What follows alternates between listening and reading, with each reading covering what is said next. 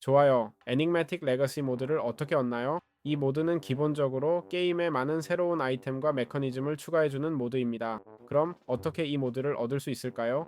아주 간단합니다. 크로스포지에서 애닉매틱 레거시를 검색하면 됩니다.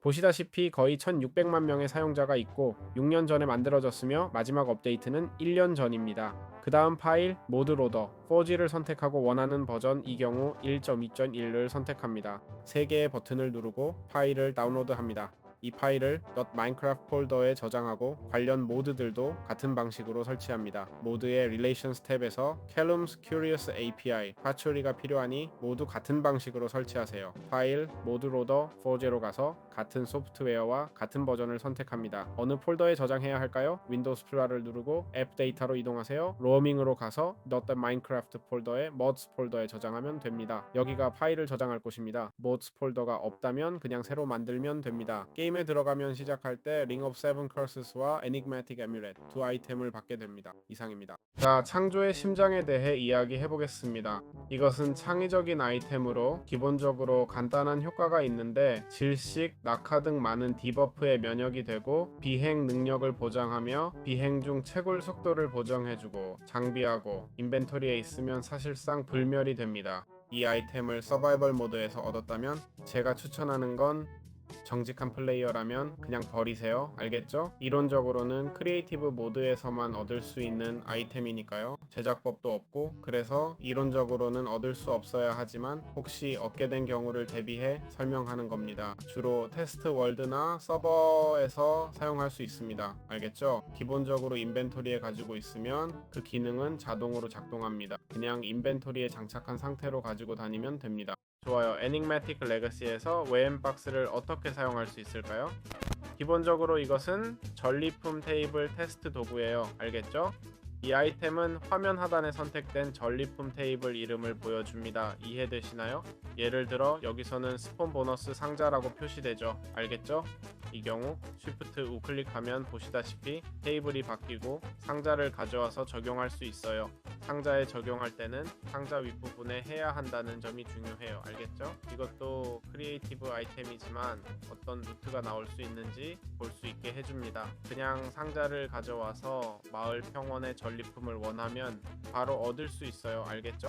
이 도구는 모드 내에서 크리에이티브로 다양한 루트를 테스트하기에 아주 좋습니다. 오늘은 여기 엑스트라 디멘셔널 아이가 있는데 기본적으로 같은 차원 내 생물들을 순간 이동시킬 수 있게 해줘. 알겠지? 기본적으로 먼저 블록을 쉬프트 우클릭해 목표 위치를 표시하고 그 다음 엔티티를 좌클릭하면 돼. 알겠지? 보시다시피 생물들이 아무 문제 없이 순간 이동하고 있어요. 이건 마을 주민들이나 다른 생물들을 이동시키는데 유용할 거예요. 생존 모드에서는 한 번만 사용할 수 있다는 점 기억하세요. 알겠죠? 차원 간에는 작동하지 않고 여러 번 사용하려면 여러 개를 찾거나 제작해야 해. 알겠지? 말했듯이 제작 비용도 그렇게 비싸지 않아요. 기억의 물약 사용법을 보여드릴게요. 이 물약은 다른 게임의 아이템처럼 작동하지만 마인크래프트에 맞게 조정되어 마시면 침대나 리스폰 지점으로 순간 이동합니다. 기본적으로 우리의 마지막 스폰 지점으로 데려다 줍니다. 지금 다시 마시면 보시다시피 같은 장소로 다시 이동할 거예요. 알겠죠? 보시다시피 제작법이 없는 것 같지만요. 하지만 유용한 기능이 있습니다.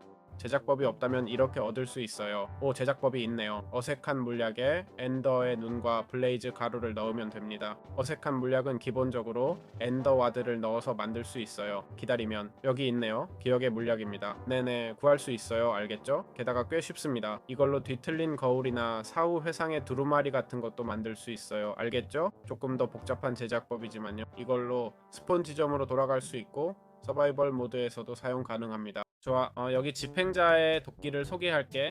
이건 꽤 특별한 도끼야. 알겠지? 보다시피 다이아몬드 도끼, 블레이즈 로드, 블레이즈 가루 2개, 네더라이트 2개로 이렇게 만들어. 알겠지? 그리고 위더 스켈레톤 머리도 필요해. 기본적으로 10%의 참수 확률을 주는 거야. 알겠지? 설명에 따르면 몬스터의 머리를 자를 확률이 있다고 해.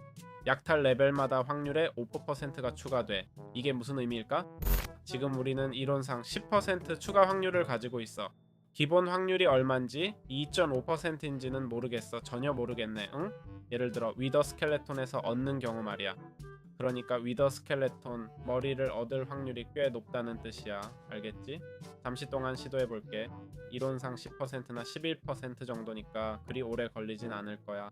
그리고 거기서 내가 머리를 얻은 것 같아. 사실 방금 업적을 받았어. 그게 기본적으로 몹의 머리를 얻는 거야. 알겠지?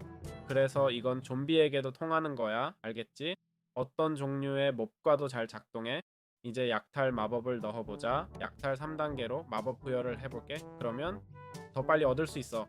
이론적으로는 25%까지 확률이 올라가는데 여기 보이네. 알겠지? 그러니까 좀비 머리를 얻을 확률이 25%야. 알겠지? 그리고 이 도끼는 제작법은 도끼지만 실제로는 범위 공격이 있어. 알겠지? 보다시피 일반 검처럼 휩쓸기 공격이 있어서 여러 몹을 한 번에 공격할 수 있어. 알겠지? 머리를 줬는지 보자.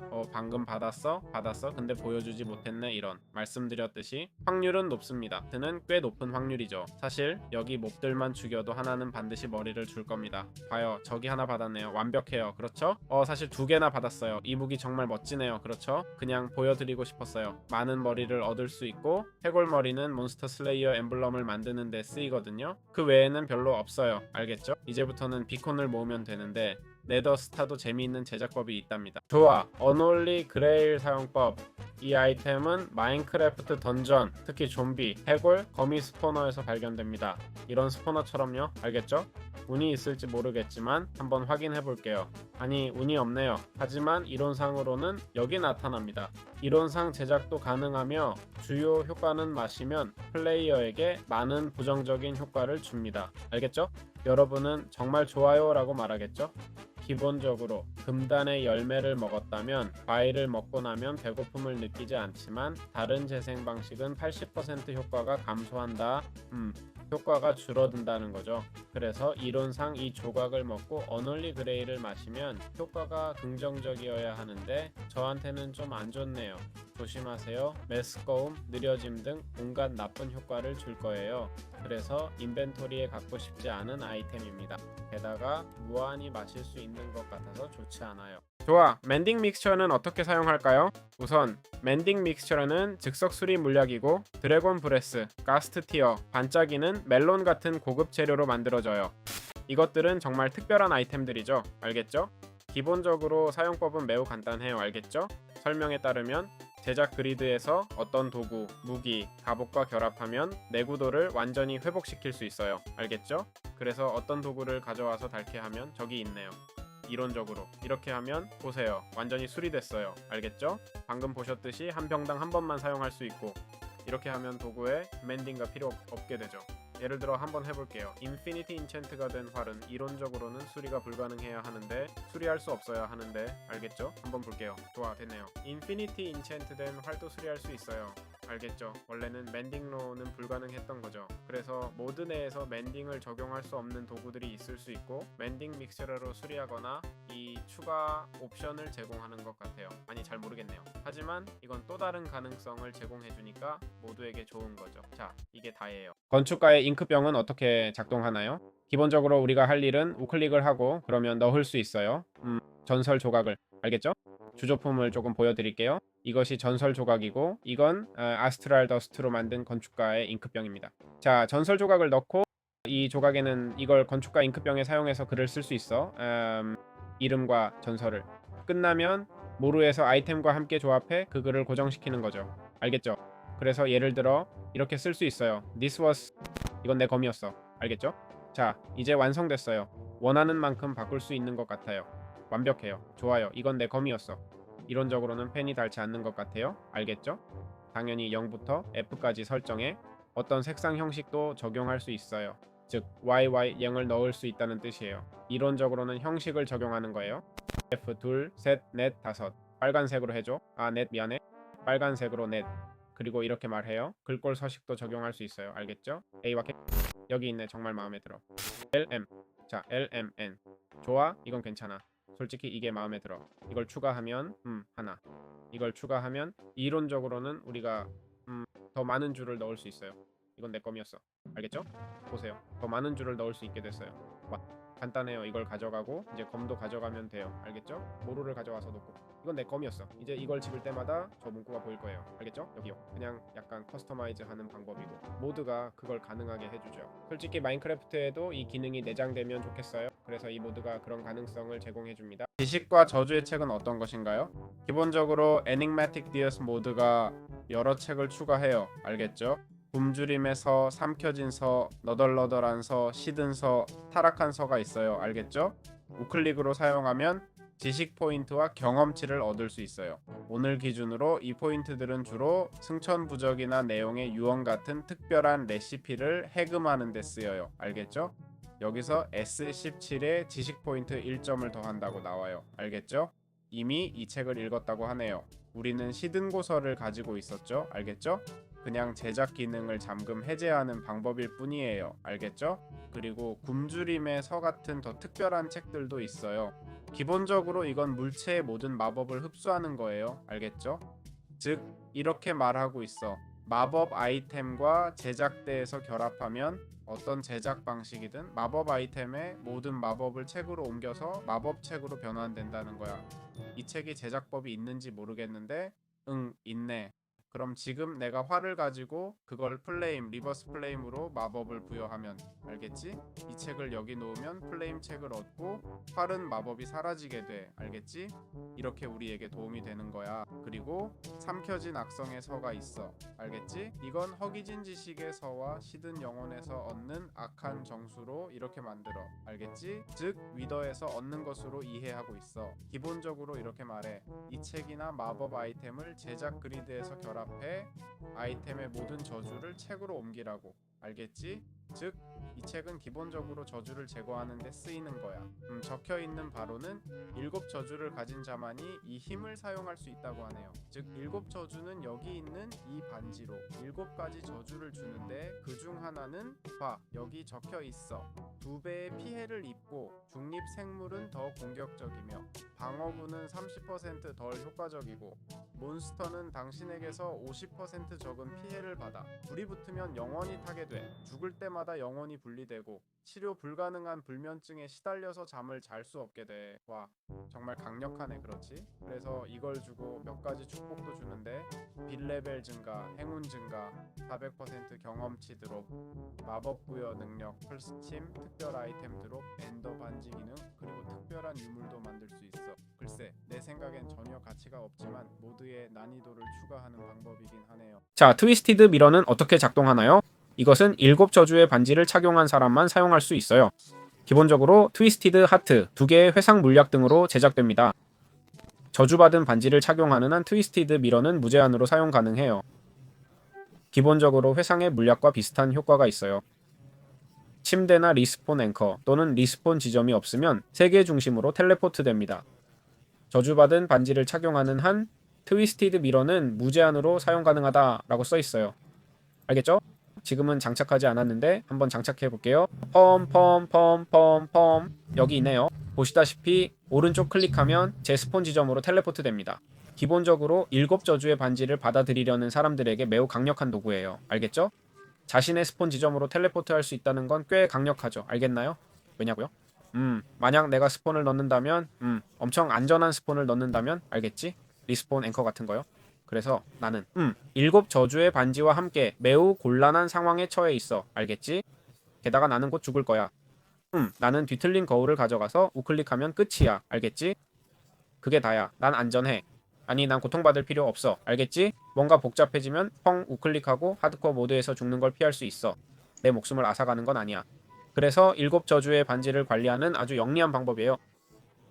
7 저주라고 하는 게 더 정확하겠네. 자, 이게 전부입니다. 좋아, 네페리어스 에센스와 그 주개를 어떻게 얻을까? 기본적으로 위더의 드롭이야. 알겠지? 위더를 소환할 수 있지만 그래도 위더를 물리치러 가자. 이펙트, 나 자신에게 힘을 줄 거야. 위더를 빨리 죽이기 위해 200레벨로 30초 동안.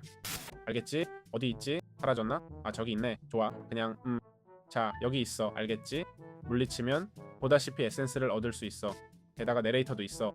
내레이터가 말해주는데 세상이 이제 이 괴물을 제거한 후에 더 자유로워진 느낌이래. 그리고 주개는 어떻게 얻지? 네페리어스 에센스와 네더라이트 주개로 만들어. 알겠지? 모드 팩에 이상적이야. 알겠지? 커스텀 레시피에 사용할 수 있고 팩을 설정할 수도 있어. 그리고 여기 보라셔스 펜도 있어. 알겠지? 그리고 추가되는 다른 아이템도 있어.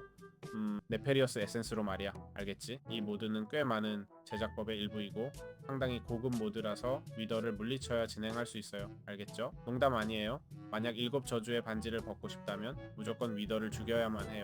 알겠죠? 그래서 위더에게 그렇게 많은 유용성을 부여한 점이 정말 마음에 들어요. 그 보스는 그럴 가치가 있으니까요. 엔더 드래곤을 물리치는 것도 유용하게 만들면 좋을 것 같아요. 물론 엘리트라를 주긴 하지만 모드에서는 항상 비행 시스템을 주기 때문에 엘리트라가 완전히 쓸모 없어지는 게 사실이에요. 그래서 이 모드는 적어도 위더에게 많은 유용성을 추가했어요. 좋아. 금단의 열매 사용법.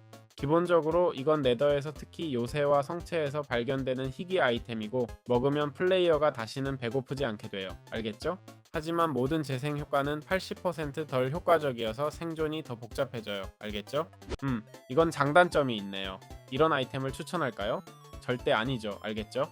배고프지 않는다는 아이디어는 흥미롭지만 원래 20%만 회복된다는 거예요.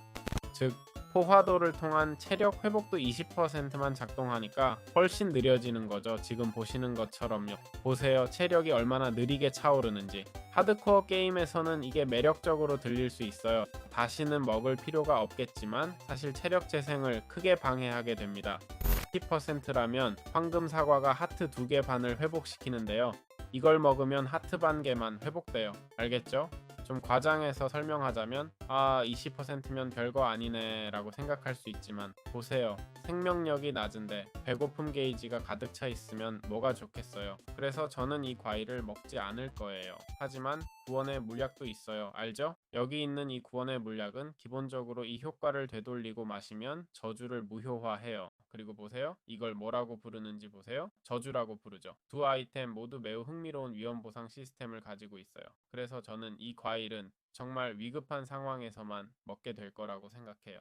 마인크래프트에선 음식을 얻는 방법이 너무 많거든요. 아마도 엔드에서 길을 잃고 음식이 없는 상황이라면 먹을 수 있겠죠. 그런 경우엔 먹을 수 있으니까요. 하지만 그게 도대체 어떤 상황이겠어요? 그렇죠? 그러니까 인벤토리 구석에 가지고 다닐 수 있는 아이템이 될 수 있겠네요. 맞죠? 언젠가 필요할 때를 대비해서요. 구원의 물약으로 여기서 꺼낼 수 있다는 걸 알고 있으니까요. 그렇죠? 가이드와 함께 동물을 보호하는 방법은 기본적으로 이 모드는 2권의 특별한 책을 추가해요. 동물 동반자, 가이드와 야생 사냥 가이드죠. 첫 번째 책이 인벤토리에 있으면 당신의 공격이 동물에게 피해를 줄 수 없어요.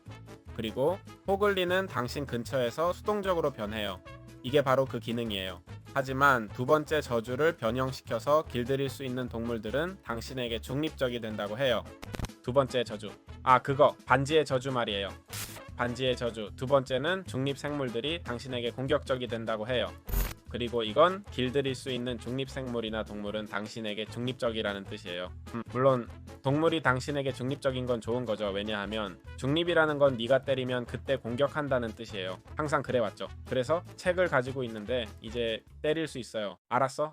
이해했어. 직접 때릴 수는 없어요. 동물을 공격할 수 없을 거예요. 알겠죠? 그리고 페데럴 헌트 가이드가 있는데 이건 스몬 세블록 내에 반려동물이 받는 피해를 재조정하고 그 피해를 동물 동반자 가이드도 함께 착용하면 50% 줄어들어요. 알겠죠? 이 조합은 패스를 보호하고 플레이어가 대부분의 피해를 입게 하는 거예요. 알겠죠? 그래서 이제 여기 있네요. 그리고 많은 분들이 가이드 내내 궁금해 하셨을 질문은 바로 아스트랄 더스트를 얻는 방법입니다.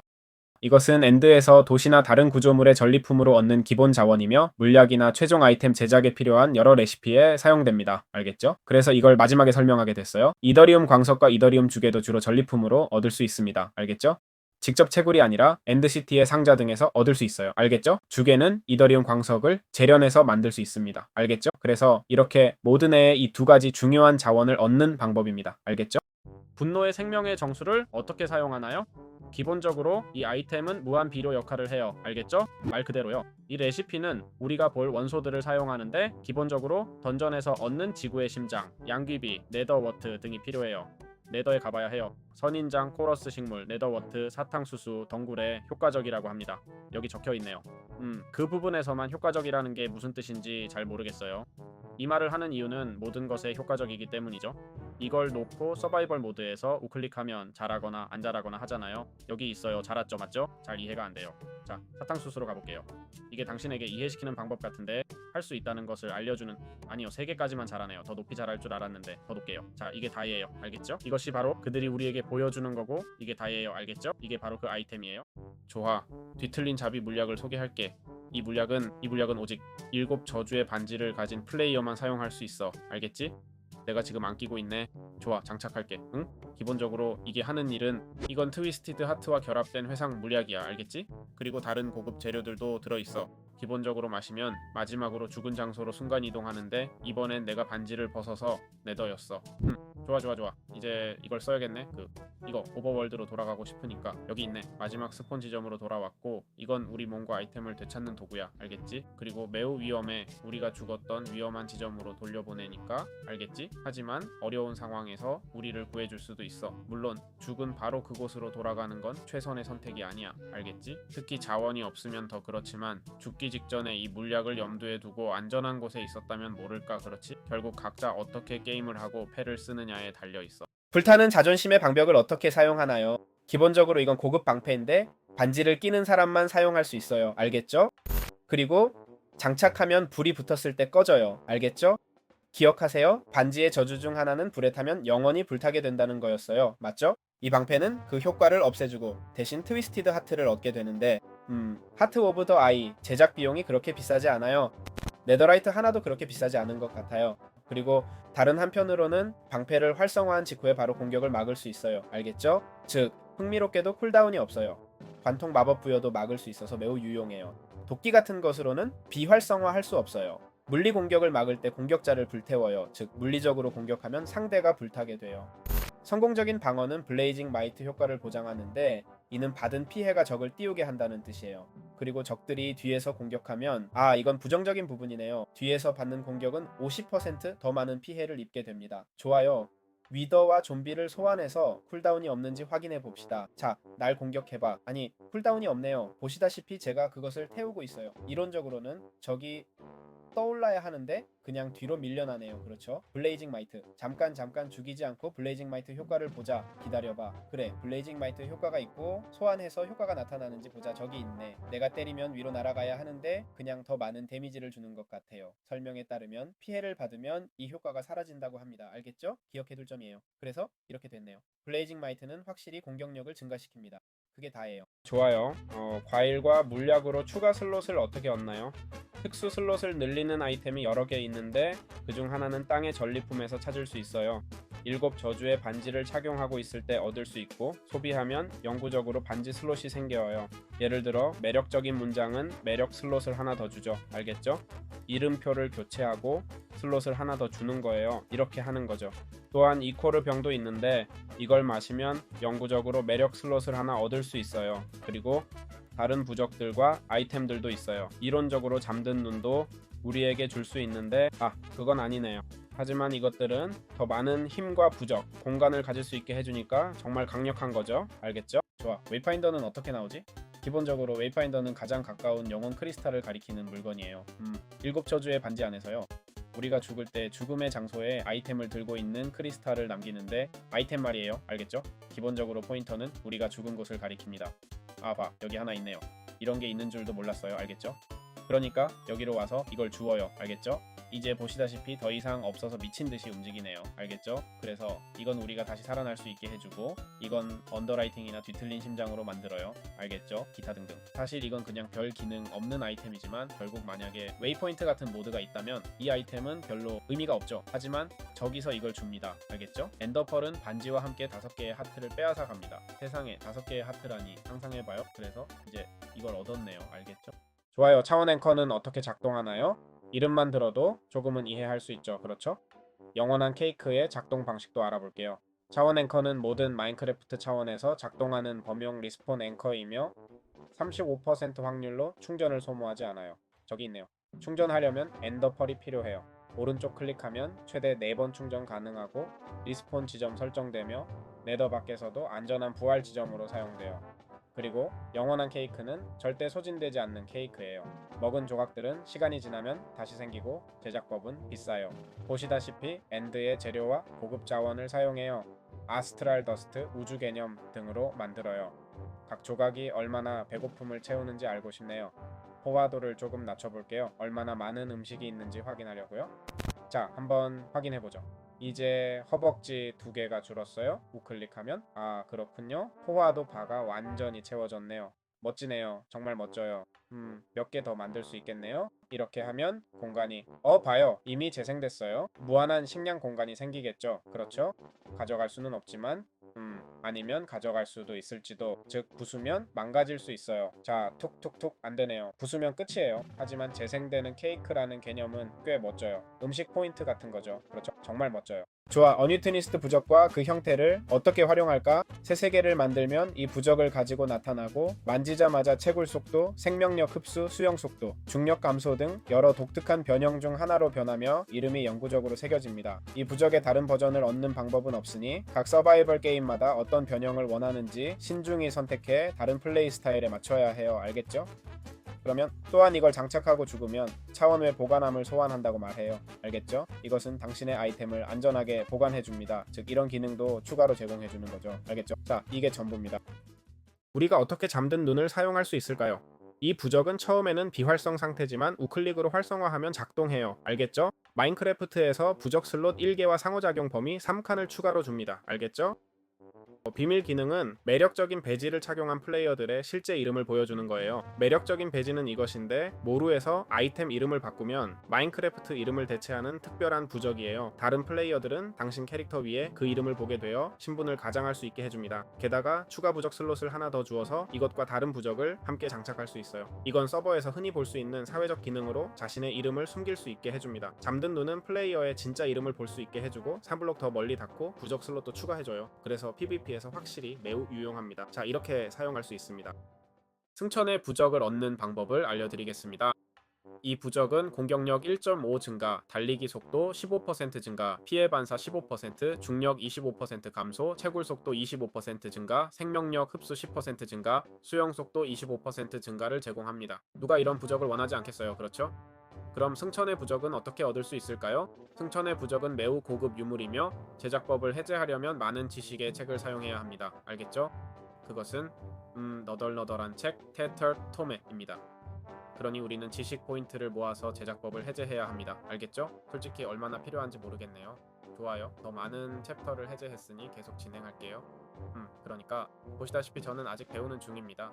게임의 모든 부적과 아이템을 얻으려고 했지만 제작을 할 수 없네요. 이론적으로는 이 모드뿐만 아니라 다른 모드의 부적들로도 제작해야 하는데 그래서 제작법이 나타나지 않는 것 같습니다. 알겠죠? 하지만 여러분이 찾게 된다면 그대로 사용하시면 됩니다. 알겠죠? 보여드리지 못해 아쉽네요. 개념의 증서를 구할 거예요. 개념의 증서는 또 다른 유물인데 7저주의 반지 소유자를 위해 설계된 7저주의 반지용이고 고급 레시피로 얻을 수 있어요. 알겠죠? 이 레시피는 제게 나타나지 않는데 이론적으로는 고서를 통해 잠금 해제되는 거예요. 알겠죠?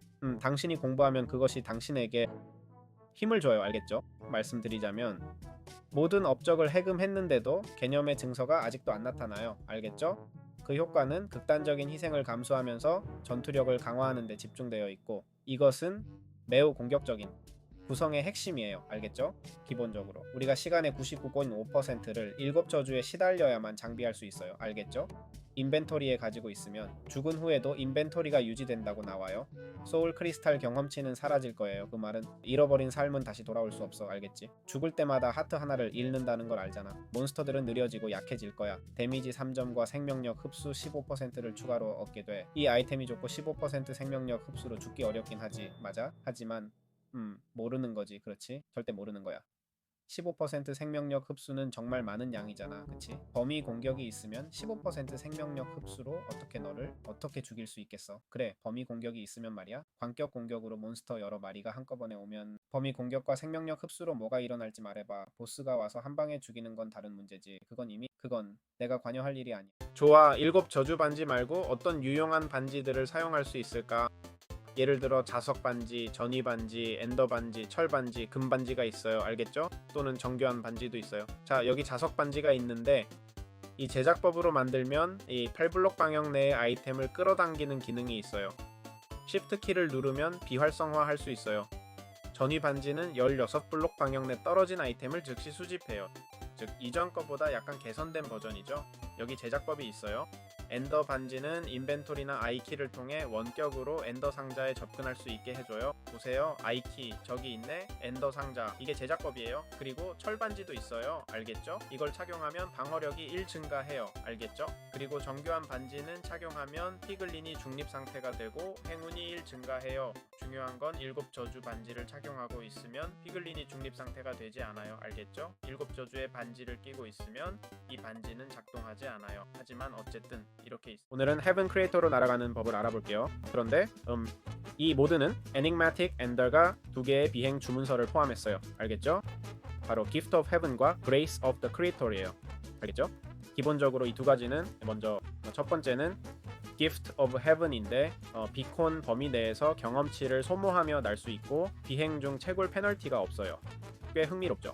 그리고 Grace of the Creator는 상위 버전으로 어디서든 자유롭게 날 수 있고 경험치를 빨리 소모하지만 비콘 범위 내에선 소모가 없어요. 두 레시피 모두 아스트랄 더스트를 사용해요. 알겠죠? 한번 볼게요. 레더스타, 금을 사용하고요. 기타 등등. 그리고 이 주문서에는 아스트랄 더스트, 에테리움 인곳 등이 들어가요. 그래서 자 이렇게 됐네요. 무한탐욕의 계약으로 순례자들과의 관계를 개선하는 방법을 알려줄게. 무한탐욕의 계약은 어둠의 두루마리와 금괴를 조합해서 만들 수 있어. 알겠지? 기본적으로 이 계약은 행운 레벨을 주는데 어둠의 두루마리는 네더에서 찾을 수 있어. 알겠지? 요새와 네더 구조물 등에서 말이야. 행운을 주고 반지의 두 번째 저주 상태에서도 순례자들에게 중립 상태가 돼. 순례자와의 물물 교환이 약 100% 더 유리해져. 물물 교환은 순례자와 교환하는 거야. 어떤 몹이든 죽으면 15% 확률로 에메랄드를 떨어뜨리고 주민 거래 비용을 약 35% 줄여줘. 이 아이템은 확실히 경제와 거래에 초점을 맞춘 물건이야. 그래서 솔직히 꽤 흥미롭다고 생각해. 좋아, 금단의 열매 사용법. 기본적으로 이건 네더, 특히 요새와 성체에서 발견되는 희귀 아이템이고 먹으면 다시는 배고프지 않게 돼요. 알겠죠? 하지만 모든 재생 효과는 80%덜 효과적이어서 생존이 더 복잡해져요. 알겠죠?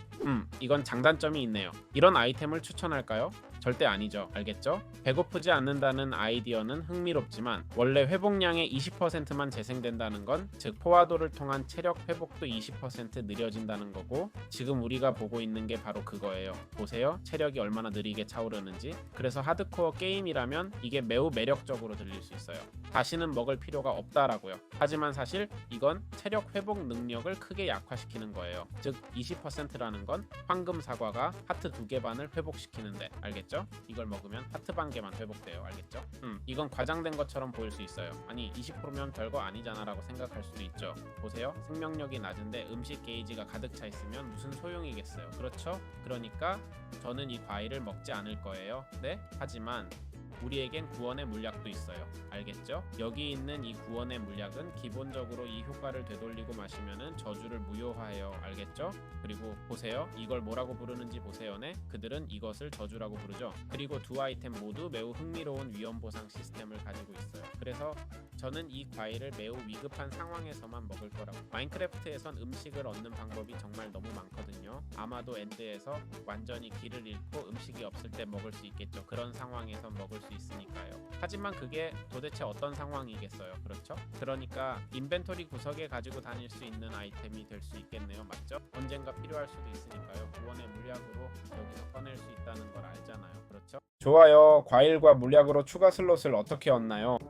특수 슬롯을 늘리는 아이템이 여러 개 있는데 그중 하나는 땅의 전리품에서 찾을 수 있어요. 7저주의 반지를 착용하고 있을 때 얻을 수 있고 소비하면 영구적으로 반지 슬롯이 생겨요. 예를 들어 매력적인 문장은 매력 슬롯을 하나 더 주죠. 알겠죠? 이름표를 교체하고 와 슬롯이 하나 더 생기는 거예요. 이렇게요. 또 이코르 병도 있는데 이걸 마시면 영구적으로 매력 슬롯을 하나 얻을 수 있어요. 그리고 다른 부적들과 아뮬렛도 있고요. 이론적으로는 잠자는 눈도 우리에게 아니네요. 하지만 이것들은 기본적으로 더 많은 힘과 더 많은 부적과 공간을 가질 수 있게 해주니까 정말 강력한 거죠. 알겠죠? 좋아. 웨이파인더는 어떻게 나오지? 기본적으로 웨이파인더는 생크슈링 안에 있는 가장 가까운 영혼 크리스탈을 가리키는 물건이야. 우리가 죽을 때 죽음의 자리에 아이템을 담고 있는 크리스탈을 남기는 거지. 알겠어? 기본적으로 이 포인터는 우리가 죽은 곳을 가리키는 거야. 봐 여기 하나 있네. 이런 게 있는 줄도 몰랐어. 알겠지?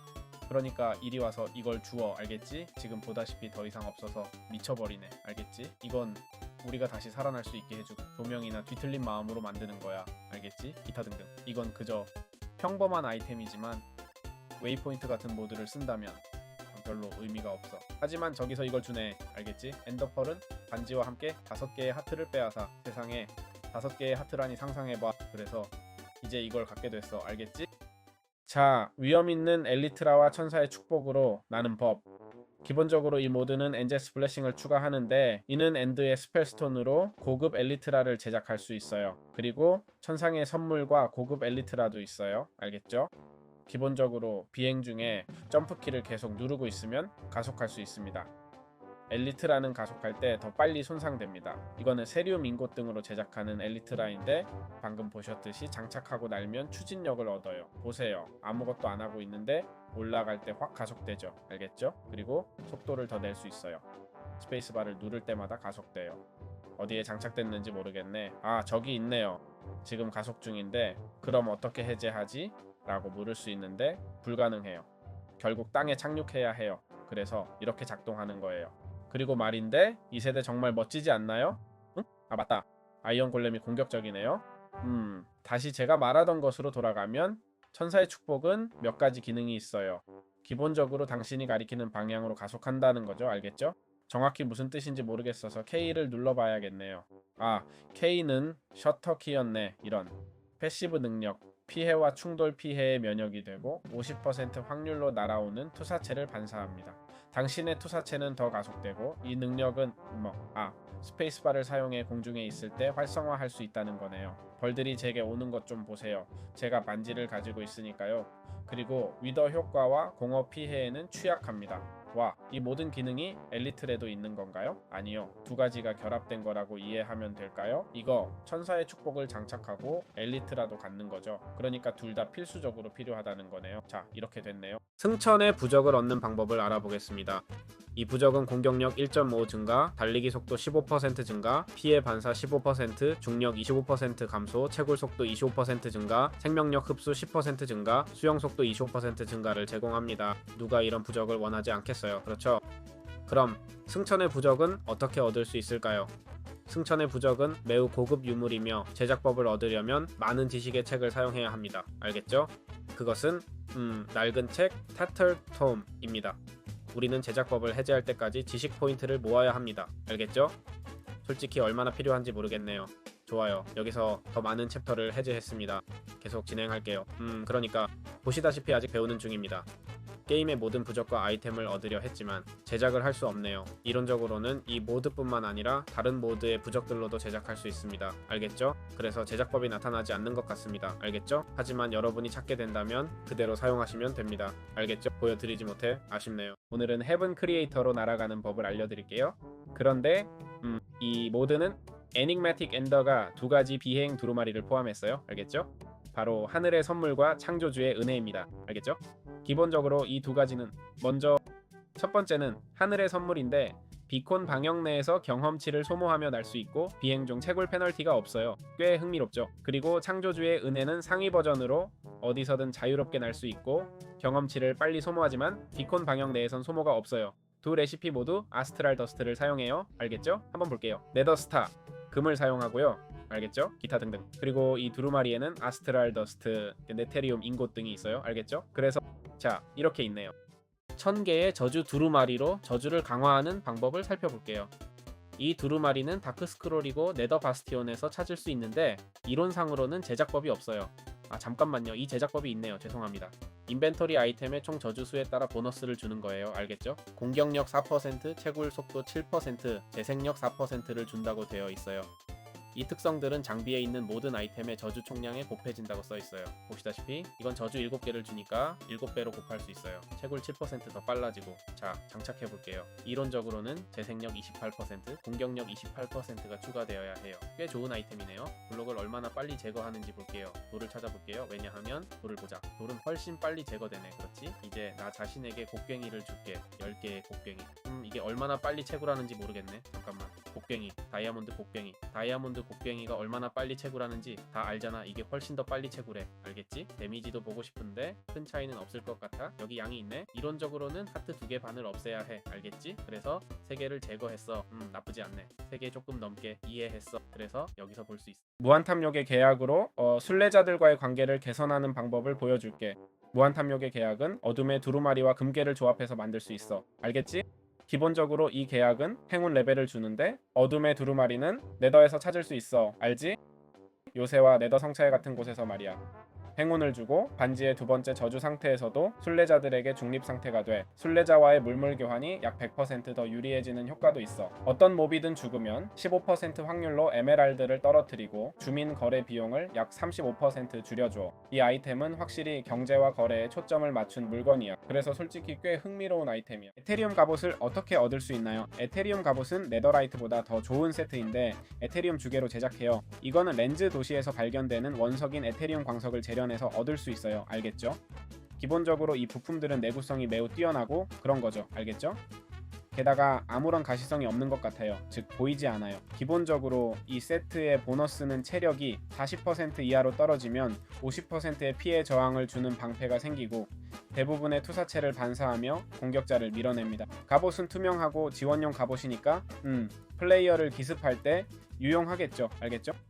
좋아, 트위스트와 인피니텀을 어떻게 쓰는지 알아보자. 그리고 그건 이 두 가지는 이론적으로 우리에게 이 책과 인피니텀을 추가해주죠. 알겠죠? 기본적으로 둘 다 네 번째 저주의 변형이에요. 네 번째 저주가 뭔지 아시죠? 괴물들이 당신에게 주는 피해가 50% 줄어드는 거예요. 그래서 트위스트는 네 번째 저주의 변형인데 항상 최대 피해를 주고 보스와 플레이어에게 300% 추가 피해와 300% 넉백을 줍니다. 알겠죠? 오직 그 가진 사람들만 착용할 수 있어요. 그 도구 말이에요. 알겠죠? 기본적으로 7저주의 반지예요. 이론적으로는 검처럼 작동해요. 알겠죠? 쓸기 효과가 있는지는 모르겠지만 검처럼 작동해요. 즉 9의 데미지를 주는 거죠. 알겠죠? 그래서 훨씬 더 강력하고 공격 속도는 2002예요. 이건 정말 너무 강력해요. 펑. 세상에 이건 완전히 망가졌어. 그리고 인피니텀은 속도가 16, 100% 줄지만 기본적으로 200% 효과를 주는데 항상 완전한 피해를 입히고 보스와 플레이어에게 200% 추가 피해, 넉백 200% 증가, 생명력 흡수 10% 증가를 줘. 검의 대부분 마법을 부여할 수 있고 각 공격마다 끔찍한 부정적 효과를 줘. 들고 있으면 치명적 피해를 입어도 85% 확률로 죽지 않아. 희생은 필요해. 이 아이템을 얻으려면 시간의 99%를 7저주를 겪으며 보내야 해. 그래서 지금 사용하려고 해도 사용할 수 없어. 실제로 부정적 효과는 나에게 오니까 어떤 부정적 효과가 있는지 볼 수 있어. 하지만 이게 그 아이템이 하는 일이야. 난 세상에서 시간의 51.5%만 보냈고 반지가 필요한데 99.5%가 필요해. 이렇게 하면 이걸 얻을 수 있어. 이 책은 완전 강력하지만 게임을 말 그대로 다 클리어해야 할. 그리고 이제 드디어 이 모드의 마지막 부분에 도달했습니다. 모드 전체를 다루는데 정확히 4시간이 걸렸어요. 그렇죠? 여러분이 이걸 가치 있게 여겼으면 좋겠네요. 자, 어떻게 아직 편집도 안 했어요. 네. 그냥 녹화만 순전히 녹화만 4시간 녹화예요. 알겠죠? 좋아요. 기본적으로 이 모드는 아스트랄 더스트 덕분이에요. 그렇죠? 보세요. 제작법은 안 보이지만 아스트랄 더스트 덕분에 새로운 등급의 물약이 추가됐어요. 궁극의 물약은 레드스톤이나 글로우스톤으로 강화된 일반 물약에 아스트랄 더스트를 추가해 얻을 수 있어요. 결과적으로 효과 지속 시간과 강도가 결합돼서 예를 들어 점프 부스트 2가 8분으로 늘어나요. 즉 아스트랄 더스트는 물약에도 유용하다는 거죠. 자, 점프. 보세요. 여기 있네요. 점프 부스트 2 8분인데 제작법은 안 보이네요. 이게 어떻게 된 거죠? 자, 점프 부스트 2에 아스트랄 더스트를 추가하면 돼. 알겠지? 이렇게 하면 우리는 8분 동안 점프 부스트 2 물약을 얻을 수 있어. 게다가 16분 야간 시력, 16분 투명화, 16분 화염 저항, 가속 9, 이로 30, 즉석 치유 3, 즉각 피해 3, 더 오래 지속되는 독이 있고 모두 던질 수 있거나 지속 효과로 만들 수 있어. 알겠지? 단 회상의 물약은 저해야. 알겠지? 이건 모드 자체가 추가한 거야. 그리고 용암 심장도 있어. 알겠지? 이건 화염 저항의 개선된 버전으로 용암 속에서 시야 좋게 헤엄칠 수 있게 해줘. 알겠지? 이게 어떻게 제작되는지는 잘 모르겠어. 여기 나와 있지 않네. 그러니 발견하는데 행운을 빌게. 알겠지? 어쩌면 어딘가에서 얻을 수 있을 거야. 이제 이 모드의 모든 내용을 다 다뤘어. 물론 모든 것을 다루려고 노력했어. 이건 정말 큰 모드라서 빠뜨린 것들이 있을 거야. 예를 들면 봐, 내가 찾아볼게. 이 4가지 아이템을 빠뜨렸어. 공허의 진주, 불타는 코어, 탐욕의 펜, 골렘의 심장. 다음 영상에서 이것들을 다룰게. 좋아요. 그럼 공허의 진주부터 시작해볼게요. 이 아이템은 뭘 하는 거죠? 이 물건이요? 스펠스톤으로 장착할 수 있고 부재라는 능동 능력이 있으며 K로 발동할 수 있고 쿨타임이 0초이고 패시브 능력도 있어요. 설명에 따르면 이제 숨 쉴 때 공기가 필요 없고 어떤 상태 효과에도 면역이 됩니다. 당신의 공격은 위더 효과를 줄 거예요. 알겠죠?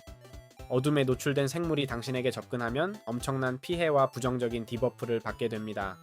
스카이플랩은 빛의 수준과 상관없이 영향을 받아요. 알겠죠? 즉 빛의 레벨과 상관없이요. 그리고 치명적인 피해를 입어도 35%의 확률로 죽지 않아요. 알겠죠? 제작법은 없지만 황폐의 부담, Burden of Desolation 에 유용하게 쓰이죠. 알겠죠? 이미 보여드렸는데 기본적으로 아이언 골렘, 엔더맨, 좀비 피글린이 스폰되지 않게 하는 거예요. 알겠죠? 좋아요. 이제 블레이징 코어가 있습니다. 블레이징 코어는 우리에게 활동이 있는데 부재의 능동적 능력과 수동적 활동이 있어요. 불의 면역이고 일시적으로 용암의 면역이며 근접 공격하는 적을 불태웁니다. 모든 상태 이상은 2배로 빠르게 영향을 주지만 용암 심장은 예외예요. 그리고 용암 심장은 2배로 오래 지속돼요. 알겠죠? 용암 심장이 뭐죠? 용암 심장은 이미 보여드렸는데 용암에서 수영하고 용암 아래를 볼 수 있게 해주는 물약이에요. 여기 적혀 있어요. 수중 생물에게 무적이다. 아니, 취약하다는 거예요. 죄송합니다. 그래서 네, 이게 다입니다. 좋아, 이제 보레이셔스 펜이 있어. 알겠지? 이건 시면의 심장을 제작해서 얻는 거야. 알겠지? 그리고 네페리어스 인곡과 함께, 즉 꽤 후반부에 나오는 아이템이야. 4번째, 저주 변경이라고 적혀 있어. 알겠지? 항상 최대 피해를 입힐 수 있어. 4번째 저주는 몬스터에게 절반의 피해만 입히게 해. 이제 우리는 완전한 피해를 입힐 수 있어. 생명력 훔치기 15%와 허기 흡수 2%가 있어. 기본적으로 공격할 때 음식 게이지가 회복된다는 거지. 알겠지? 찢어버린 생물의 살을 익히고 방패로 사용해 투사체를 막을 수 있어.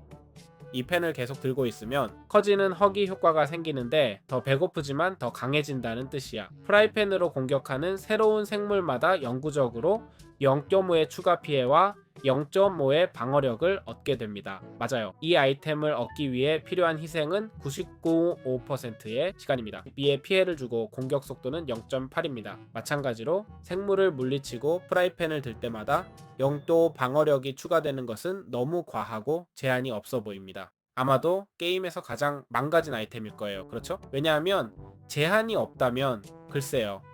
만 데미지까지도 가능할 수 있으니까요. 그게 다예요. 이게 제작법이에요. 명백히 후반 아이템이고 게임의 99.5% 동안 7저주의 반지를 장착해야 해서 사용할 수 없어요. 정말 미친짓. 마지막으로 골렘의 심장을 완성하자. 알겠지? 탐욕스러운 펜 다음으로는 평범한 아이템이지만 이 아이템은 방어력을 4포인트 추가해주지. 알겠지? 방어구 슬롯에 아무것도 장착하지 않으면 16점의 방어력과 4점의 방어 강인함을 얻어. 기본적으로 철 갑옷과 40% 폭발 저항이야. 그리고 25%의 근접 공격 저항과 100% 넉백 저항을 얻어서 밀려나지 않게 돼. 찌르기와 압력 데미지에 면역이 될 거야. 알겠지? 압력 데미지는 자갈 피해를 말하고 찌르기는 뭔가 따끔한 느낌이겠지? 따끔거리는 느낌. 정확히 뭔지 모르겠네. 아마도 관통 데미지 같은 걸 의미하는 걸까?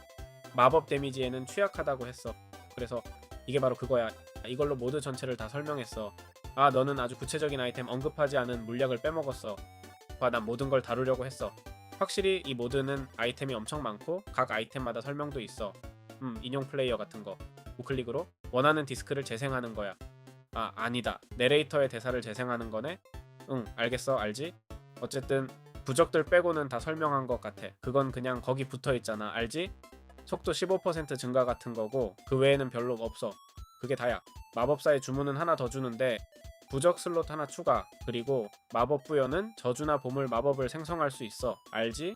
마법 테이블 사용 시 많은 마법 능력을 얻고 청금석 없이도 마법 부여 가능해. 그게 다야. 진짜 더 이상 없어. 정말로. 진짜야. 약속해. 아, 봐봐. 가디언의 심장은 인벤토리에 있을 때 방향 23블록 내에서 네가 어디에 있든 렌더링 할 거야. 아니, 근처 몬스터들이 너를 타겟으로. 근처의 몬스터들 말이야. 그리고 핫배에 있으면 24블록 내의 몬스터들이 분노해서 더 강해지고 12블록 내에 가장 가까운 몬스터를 볼까?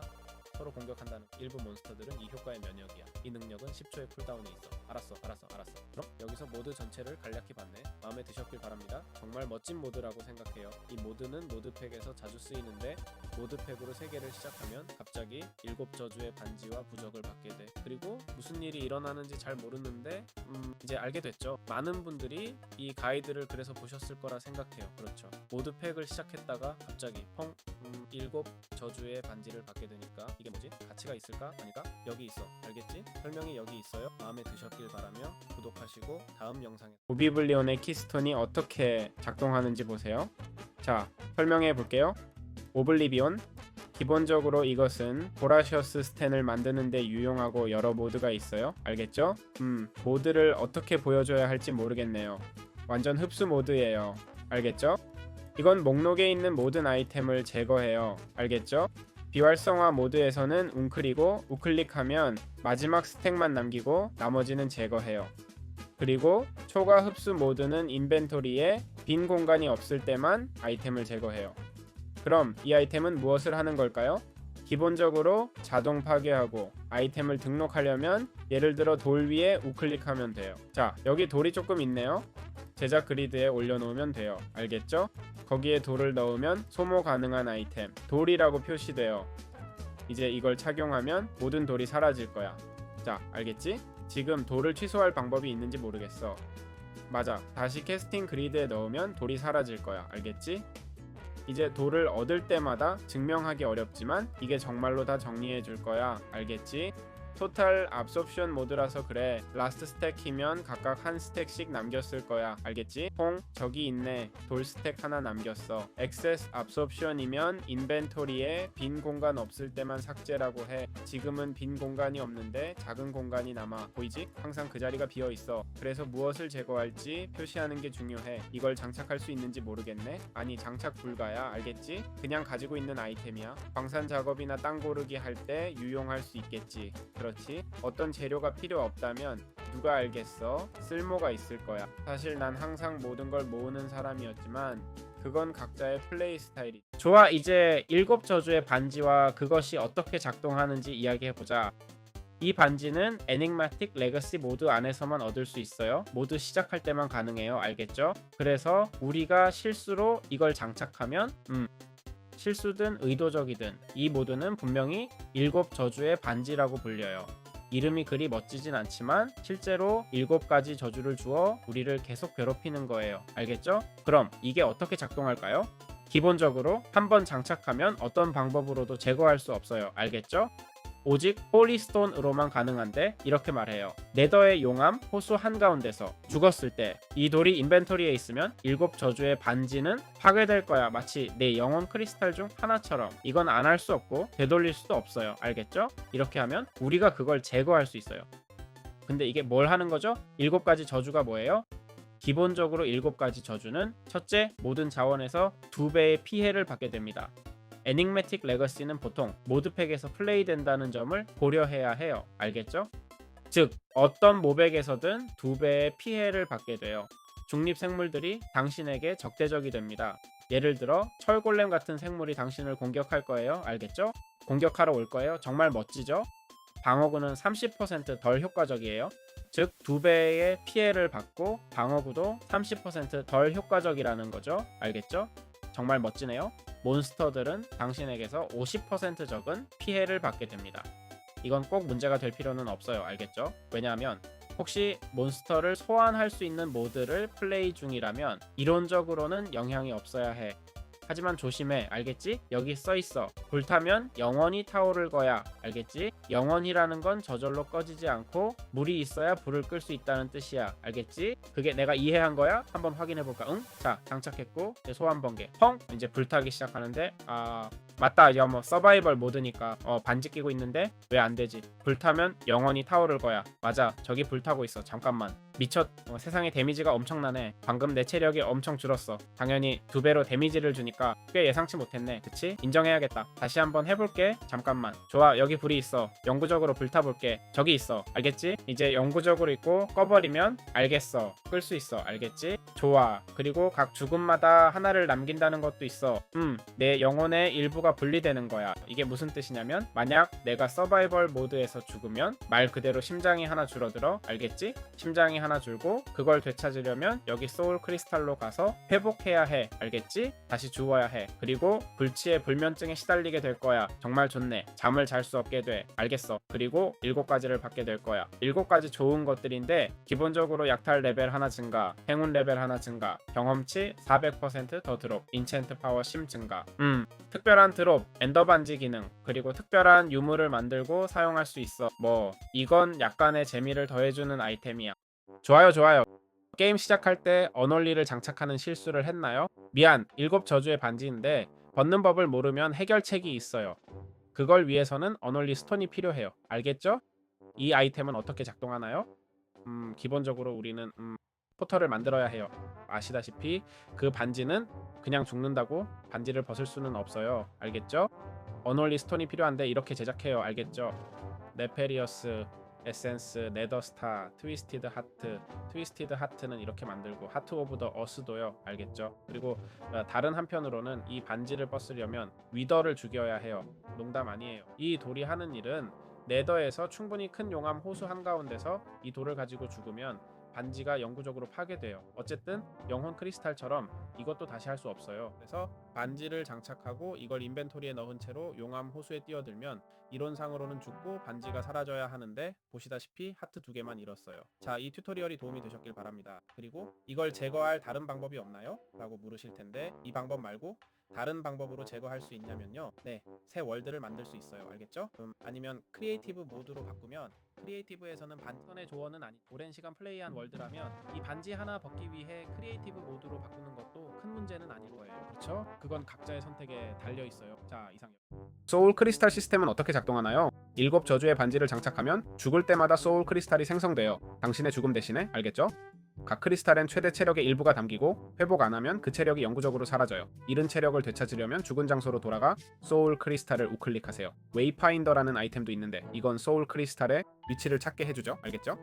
자, 지금 제가 7저주의 반지를 장착했어요. 그렇죠? 여기 지금 장착했네요. 알겠죠? 소울 크리스탈 우클릭으로 흡수하세요. 보세요. 지금 서바이벌 모드예요. 알겠죠? 크리스탈을 가지고 있어요. 제가 죽으면 소울 크리스탈이 생성될 거예요. 알겠죠? 여기서 멈추고 뻐헝 잠들어요. 물론 반지는 여전히 장착하고 있죠. 당연하죠? 가능한 모든 것을 해서 짜증나게 하네. 여기 소울 크리스탈이 있네. 알겠지? 여기서 그걸 주웠어. 아, 죽어서 잃었던 생명의 심장도 되찾았어. 멋지다. 정말 멋져. 그렇지? 좋아. 여기 있네. 그리고 웨이파인더로 그걸 찾을 수 있어. 이건 아마도 메카닉인 것 같은데 반지 자체의 메카닉이지. 그렇지? 참고로 한번 장착하면 뺄 수가 없어. 장착해버리면. 내 말은 지금 죽으면 그런 일은 없겠지. 맞아? 자, 리스폰 해보자. 이런 크래시 났는데 아니 그런 일은 좋아. 어니트니스트 부적과 그 형태를 어떻게 활용할까? 새 세계를 만들면 이 부적을 가지고 시작하는데 만지면 채굴 속도, 생명력 흡수, 수영 속도, 중력 감소 등 여러 독특한 변형 중 하나로 변하며 이름이 영구적으로 새겨집니다. 이 부적의 다른 버전을 얻는 방법은 없으니 각 생존 게임에서 어떤 변형을 원하는지 신중히 선택해 다른 플레이 스타일에 맞춰야 해요. 알겠죠?